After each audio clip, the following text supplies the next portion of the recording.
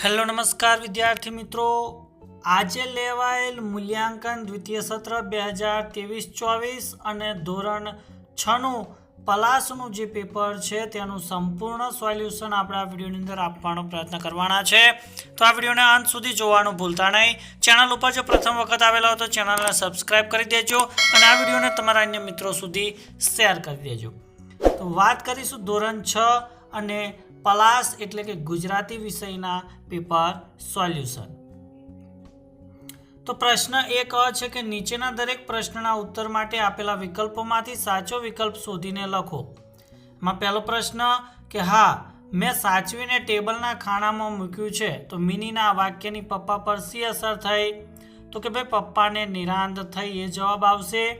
બીજું, દુર્યોધનનો શંખનાદ સાંભળીને કોણ વિષાદગ્રસ્ત થઈ ગયું? તો જવાબ આવશે દ્રૌપદી. ત્યારબાદ પ્રશ્ન બ છે એના અને ક છે, તમામના આપણે જવાબો વારાફરતી જોઈ લેવાના છે. તો વાત કરીએ પ્રશ્ન નંબર 1 બ કે નીચેના પ્રશ્નોના એક એક વાક્યની અંદર ઉત્તર લખો, જેની અંદર આપણને 10 પ્રશ્નો આપવામાં આવેલા છે. તો એ તમામ પ્રશ્નોનું સોલ્યુશન જોઈએ. તો પહેલો પ્રશ્ન છે કે ઝરણાને ઘૂઘરા જેવા કેમ કહ્યા છે?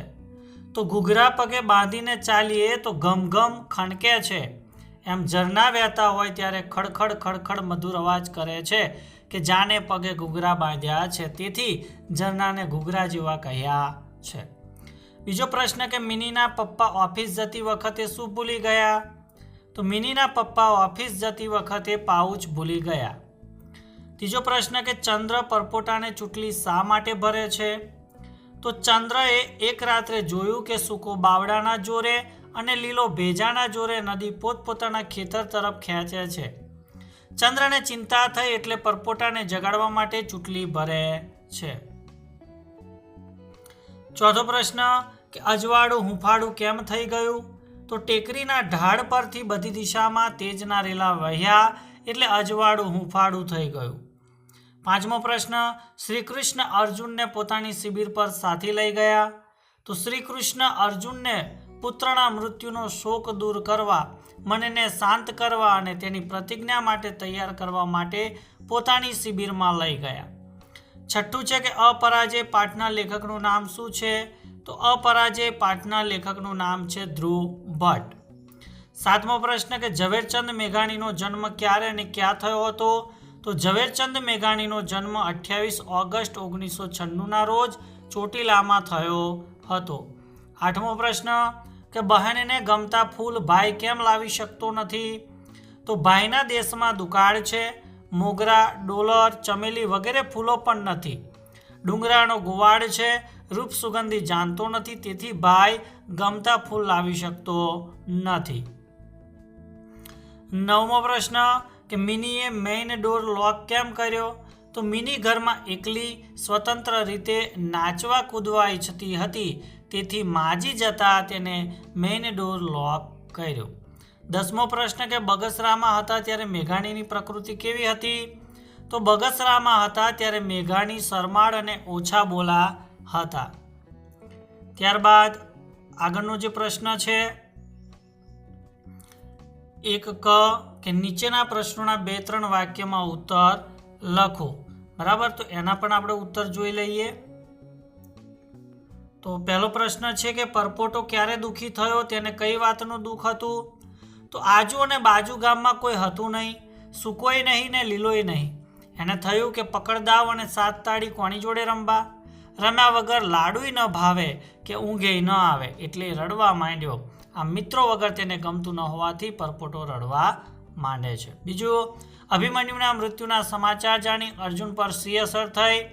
તો અભિમન્યુના મૃત્યુના સમાચાર જાણી અર્જુનનું રોમ રોમ બદલાની આગથી સળગી ઉઠ્યું, આંખો સૂકી થઈ ગઈ, તે મૂળ હતાશ અને શોકમય થઈ નિશબ્દ થઈ ગયો. ત્યારબાદ ત્રીજો પ્રશ્ન છે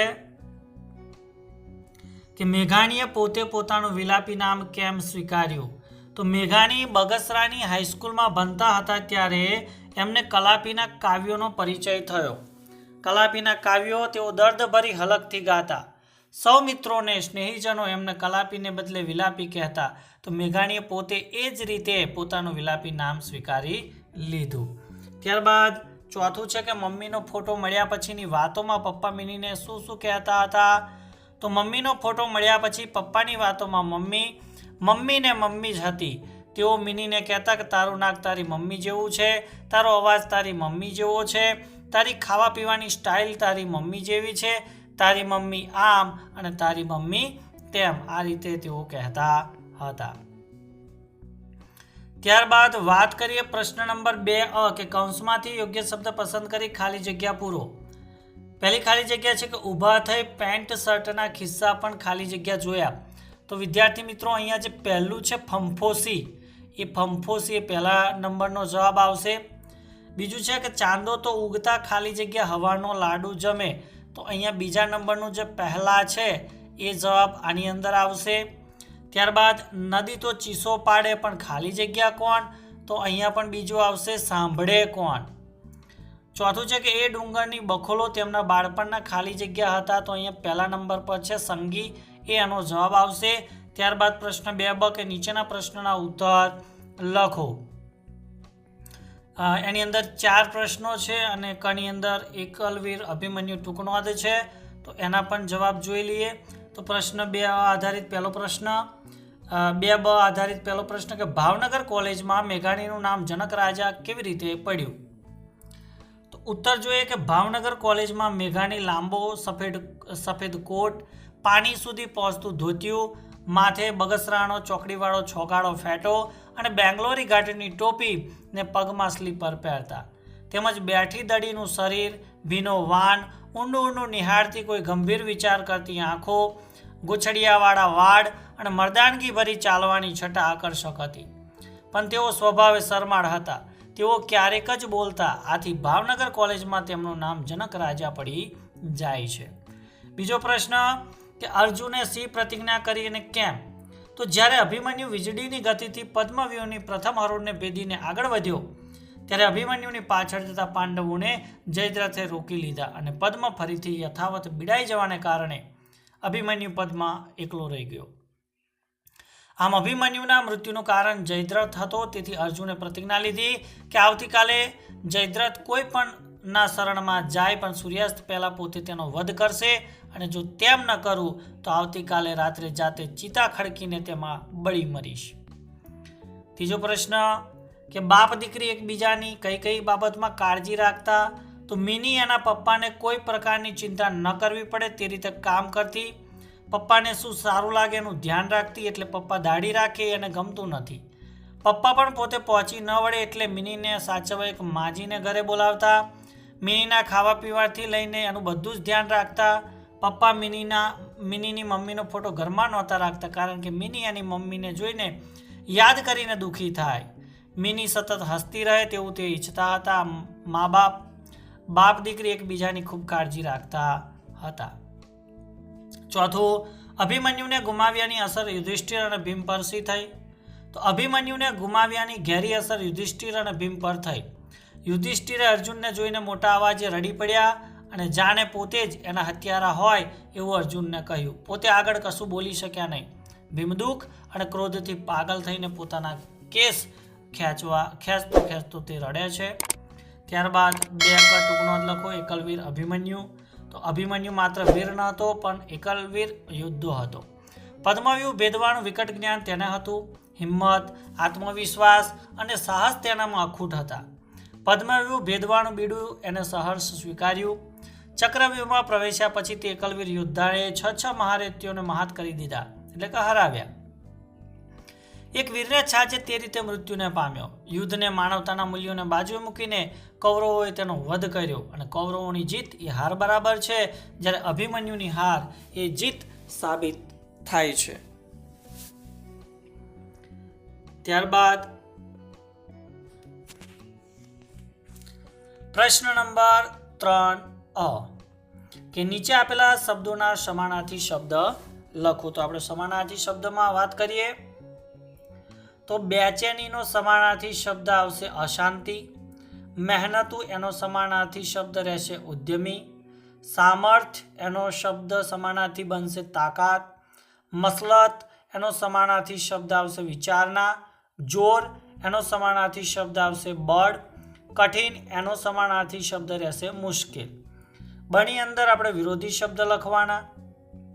અનુકૂળનું વિરોધી પ્રતિકૂળ, સૂકું એનું વિરોધી લીલું, આશીર્વાદનું વિરોધી શાપ, ઉત્તમનું વિરોધી કનિષ્ઠ, સગવડનું વિરોધી અગવડ અને ઉગવું એનું વિરોધી આથમવું થશે. ત્યારબાદ સાચી જોડણી તો અહીંયા તમે જોઈ શકો છો મિજાજ, ઉપનામ, વિચિત્ર, ધર્મગુરુ, મૃત્યુ અને વિનાશ. તો આ પ્રમાણે આપણે જોડણી સુધારવાની છે. ડની અંદર શબ્દ સમૂહ માટે એક એક શબ્દ લખવાનો છે. એમાં પહેલો છે કે લશ્કરી સૈનિકોને રોકાવવા માટેની જગ્યા તો એને શિબિર કહેવાય, નદી તળાવ વગેરેમાંનો ઊંડો ખાડો તો એને ધરો કહેવાય અને આનંદ માટે કરેલી મસ્કરી તો એને ટીખળ કહેવાય છે. રૂઢિપ્રયોગના અર્થ કે આંખ આડા કાન કરવા એટલે કે સાંભળ્યું કે જોયું ન જોયું કરવું, અને છાતી સરસું ચાપવું એટલે લાળથી પોતાની પાસે લેવું. ત્યારબાદ આગળ ખરા ખોટા વિધાનો છે કે મિનીને એકલા રહેવાનો ડર લાગતો હતો તો આ વિધાન ખોટું છે. બગસરામાં મેઘાણી કોઈક સગાને ત્યાં રહીને ભણતા હતા તો વિધાન સાચું છે. હવે વેર વિખેર થઈ ગયેલા શબ્દોની વ્યૂહરચના કરવાની છે. જેમ કે કૌરવ મહારથીઓ યુદ્ધ કૌશલ્ય ડઘાઈ ગયા જોઈને અભિમન્યુનું, તો એનું સાચું વાક્ય બનાવીએ તો અભિમન્યુનું યુદ્ધ કૌશલ્ય જોઈને કૌરવ મહારથીઓ ડઘાઈ ગયા. ત્યારબાદ નીચેનું વાક્ય કોણ બોલે છે કે હા બેટા અમે જ તને બોલાવ્યો છે, તો આ વાક્ય યુધિષ્ઠિર બોલે છે. ત્યારબાદનો પ્રશ્ન છે કે હું કોણ છું લખો, તો લીલાછમ દરિયામાં હું સરળ કરતી સરખું છું, તો એ જવાબ આવશે હોડી. અને સાદા વાક્યને ભાવસભર બનાવીને લખવાનું. જેમ કે દોડ હરીફાઈમાં મનીષા જોરદાર દોડી, તો કે વાહ દોડ હરીફાઈમાં શું દોડી મનીષા, તો એ પ્રમાણે આપણે ઉદ્ગાર ચિહ્ન પણ મૂકી દેવાનું છે. ત્યારબાદ પ્રશ્ન 4 કે નીચે આપેલા મુદ્દાઓને આધારે વાર્તા લખો અને તેને યોગ્ય શીર્ષક આપો. તો અહીંયા મુદ્દા તમે જોઈ શકો છો. તો વાર્તા એની જોઈ લઈએ. બરાબર, તો અહીંયા એનું શીર્ષક છે કે સૌનું કામ તે કોઈનું નહીં. તો વિદ્યાર્થી મિત્રો અહીંયા તમે આખી વાર્તા પણ તમારી સ્ક્રીન ઉપર નિહાળી શકો છો. જો આ વાર્તા પણ આપણે સમજાવવા બેસીશું તો વિડીયો ઘણો લાંબો થઈ જશે, માટે તમે અહીંયા જોઈ શકો છો. છેલ્લે બોધ પણ છે કે સૌનું કામ તે કોઈનું નહીં, દરેકને વ્યક્તિગત જવાબદારી સોંપવી જોઈએ. ત્યારબાદ બની અંદર પત્ર છે, નિબંધ છે, એ દરેકનું આપણે સોલ્યુશન જોવાના છીએ. તો ભાઈ પત્ર છે કે ભાઈ તમે તમારી માંદગીને કારણે એક અઠવાડિયું શાળાએ જઈ શકો તેમ નથી, તેની જાણ કરતી રજા ચિઠ્ઠી વર્ગ શિક્ષકને લખવાની છે. તો એનો જે નમૂનો છે એ નમૂનો પણ તમે અહીંયા જોઈ શકો છો. તો આ પ્રમાણે તમે લખ્યો હશે. બરાબર છે, તો આ તમારો પત્ર થઈ ગયો.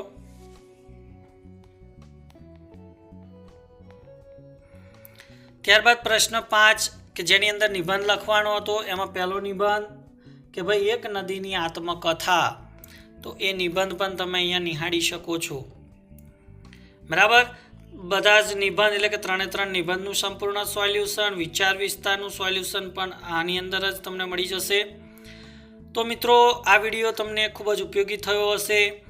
ધોરણ 6 વિષય પલાશનું જે પેપર તમે આપ્યું છે એનું સંપૂર્ણ સોલ્યુશન તમને આ વિડીયો જોયા પછી મળી ગયું હશે.